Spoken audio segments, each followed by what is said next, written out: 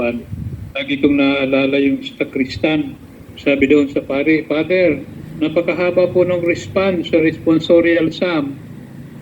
Yung blackboard natin, maikli lang, hindi magkakasya. Sabi nung pare, bakit? Ano pa yung response sa responsorial sum? Ahaba pa din eh.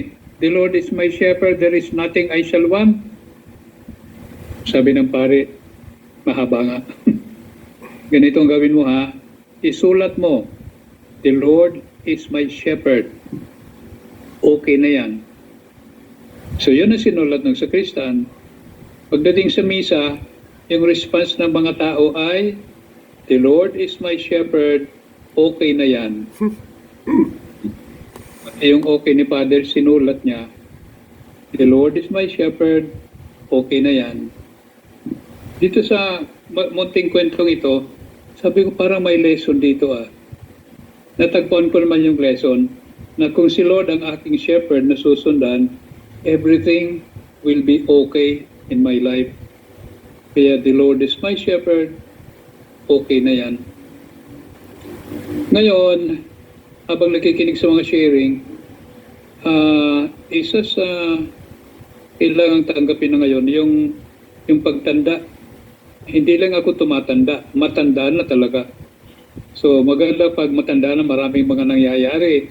Yung mga sakit sa mga buto-buto, sakit sa tuhod pag umaakit ng hagdan, tapos balakang, lower back pain. Ngayon meron pang shoulders pain.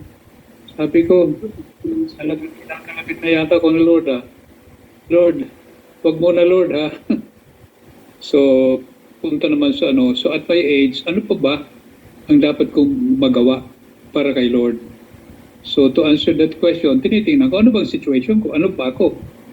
Kasi alam ko yung mission ko ay kung ano ako, doon ko makikita yung yung mission ko. Kasi may mga tao dito na kilala ko, talagang very active sila sa apostolate.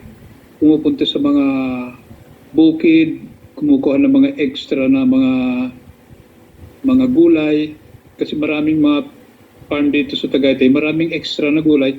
Kinukuha nila yon, dinadala sa mga orphanages, sa mga bahay ampunan, dinadala sa mga bahay na matatanda. At yan ang kanina lang, may nakikwento sa akin, kinikwento yung apostolate niya. Pag narinig ko ito, parang naiinggit ako. Sabi ko, ba't hindi ko kaya magawa ito? Kaya lang, sabi ko, well, the Lord made me a priest. Ang aking mission ay being a priest. Being a good one, I hope. So, hindi na ako naghahanap pa. Kasi sabi ko, andito yung vocation ko. Nagtuturo ako. Dapat magaling ako magturo. May mga natututunan ng mga estudyante. Dito ko nakikita yung mission ko sa buhay. At isa pang nangyayari sa matatanda, gabi-gabi meron akong panaginip. Kung iba-iba yung mga panaginip na pasok sa utak ko. Kagabi ang panaginip ko ay kasama ko raw si President Duterte. Hindi ko lang alam kung ano ginagawa namin. Dami na iba.